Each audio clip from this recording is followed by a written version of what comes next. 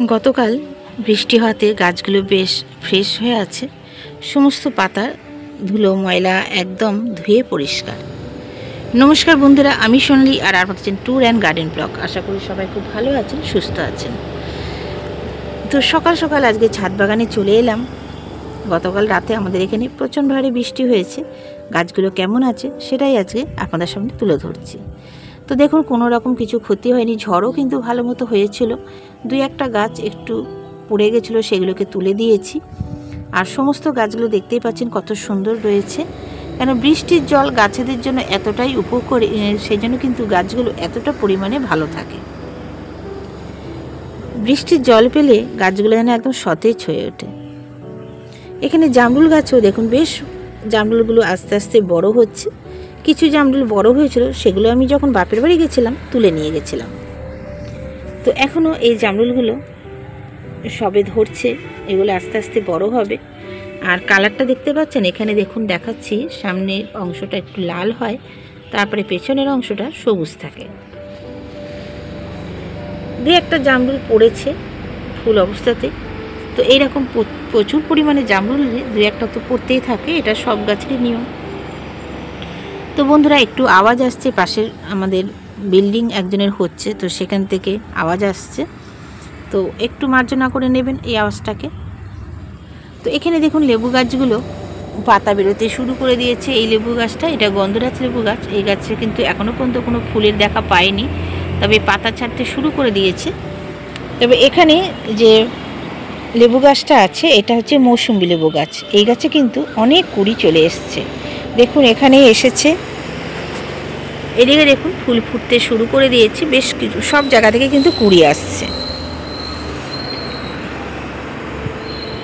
এখানে সবেদা গাছেও প্রচুর কুড়ি চলে এসছে, আর উপরে একদম সবুজ সবুজ পাতাও বেরিয়ে গেছে।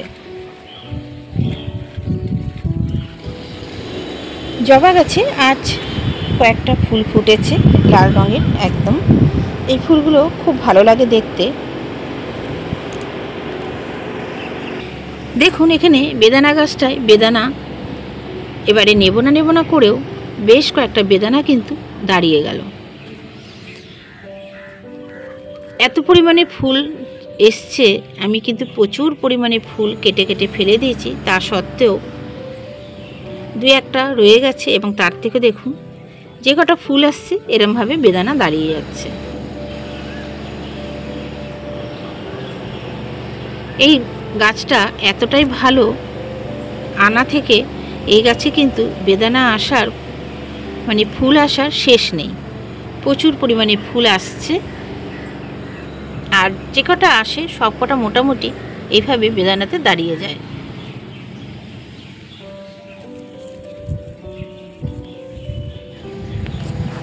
কালকে সন্ধেবেলার থেকে ভালো মতো এখানে একটু ঝড় হয়েছে, তো এই গাছটা নিচ থেকে নিচে পড়ে গেছে, এখানে বাঁধা ছিল।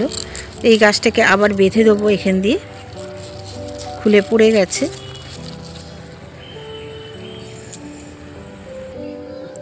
এই গ্রীষ্মকালে এই একটা ভয়, ঝড় বৃষ্টি এলে তো কোনো ব্যাপার না, কিন্তু ঝড় এলে গাছপালার অনেক ক্ষতি হয়ে যায়, অনেক গাছপালা ভেঙে যায়, টব ভেঙে যায়, গাছপালা উল্টে পড়ে যায়। তবে গতকাল সেইভাবে অতটা ক্ষতি করতে পারেনি, মোটামুটি ভালো আমাদের এখানটায় ঝড় হয়েছিল। দুই একটা গাছ পড়ে গেছিলো, সেগুলোকে আমি আবার তুলে দিয়েছি। এখানে দেখুন বেলজুঁই গাছটাকে প্রচুর পরিমাণে কুড়িয়ে এসেছে। এর আগে আমি জুঁই ফুলের পরিচর্যার একটি ভিডিও দিয়েছি, যারা এখনও দেখেননি অবশ্যই দেখে নেবেন। আর দেখুন সার দেওয়াতে গাছগুলোতে কত পরিমাণে কুড়ি চলে এসেছে। সঠিক সময়ে সঠিক পরিমাণে যদি আমরা গাছকে খাবার দিই, সেই গাছ কিন্তু কত সুন্দরভাবে ফুল দেয়, সেটা আপনারা দেখতেই পাচ্ছেন। এই গাছটাতে দেখুন করবী ফুলের ভারে ডালটা নিচের দিকে ঝুলে গেছে। এই ডালটায় একসাথে থোকা ধরে প্রচুর পরিমাণে ফুল ফুটেছে, আরও কুড়ি আসছে। তো এই একটা ডালেই প্রথম ফুলটা এলো, তো অন্যান্য ডালে সবে কুড়ি আসতে শুরু করে দিয়েছে। আর এই ডালটায় সবকটা ফুল ফোটাতে গাছটার ডালটা দেখতেই পাচ্ছেন কতটা সরু, ডালটা কিন্তু একদম নিচের দিকে ঝুঁকে গেছে। এখানে বুদ্ধজয়ী গাছটাতে কুড়ি আসা শুরু হয়ে গেছে। দেখুন বেশ কয়েকটা ডালে কিন্তু কুড়ি আসতে শুরু করেছে। আস্তে আস্তে এই গাছটা পুরোটাই কিন্তু কুড়িতে ভরে যাবে আর প্রচুর পরিমাণে ফুল ফোটে। এই বুদ্ধজুই গাছ একবার যদি আপনারা এনে লাগান, এই গাছে কিন্তু প্রতি বছর প্রচুর পরিমাণে ফুল পাবেন। এর ডাল কাটিং করেও অনায়াসে চারা তৈরি করা যায় খুব সহজ পদ্ধতিতে। আর এই গাছের পুরনো যে ডালগুলো হয় সেগুলো যদি আপনারা কেটে দেন শীতের শেষের দিকে, তাহলে কিন্তু নতুন করে আবার যে কচি ডালগুলো আসে, দেখুন এই দেখুন কচি ডাল এসছে, এই ডালে কুড়ি আসতে শুরু করে দেয়।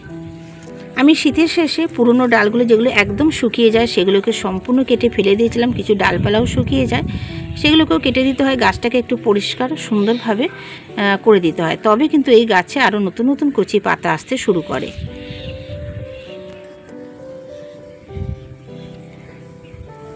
এখানে দেখুন বাতাবি লেবু বেশ অনেকটাই বড় হয়ে গেছে। তো এত ফুল এলো, তার মধ্যে দেখতেই পাচ্ছেন মাত্র কিন্তু দুখানা লেবুই রইল। তো প্রতিবার যখন প্রচুর ফুল আসে তার মধ্যে সবসময় সব ফুল কিন্তু থাকে না, কিছু বেশ ঝরে যায়, আরও অল্প সংখ্যক ফল মাঝে মাঝে এরমভাবে থেকে যায়। এখানে করমচা গাছটা, করমচা নয়, কামরাঙা গাছটা, কামরাঙা গাছেও ফুল আসতে শুরু করে দিয়েছে। কামরাঙা গাছটা দেখতে পাচ্ছেন কতটা সুন্দরভাবে বেড়ে উঠেছে, চারিপাশে ডালপালা একদম ছড়িয়ে। এখানে দেখুন ফুল আসতে শুরু করে দিয়েছে, একদম নিচের যে অংশ সেখান থেকে কিন্তু ফুল আসছে। কামরাঙা গাছ ভোরে ফুল আসে, যখন ফুল আসে প্রত্যেকটা ডালে প্রচুর ফুল আসে, আর কামরাঙা ধরেও প্রচুর, আর ফুলের কালারটা এরকম পিঙ্ক কালারের হয়।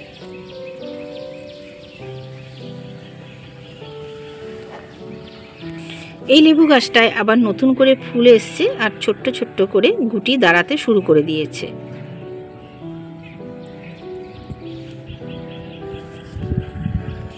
এই সবেদা গাছটা এই বছর নিয়ে এসেছিলাম, এটা আপনাদের সাথে আগেও শেয়ার করেছি। দেখুন ডালপালা বেশ ছাড়তে শুরু করে দিয়েছে। গাছটা এতদিন কিন্তু কোনো রকম পাতা বের হয়নি, তবে এই যে গরম পড়েছে, গরম পড়তেই কিন্তু গাছের পাতা বেরোতে শুরু করে দিয়েছে। আর গাছে দেখুন কুড়িয়ে চলে এসছে সবেদার।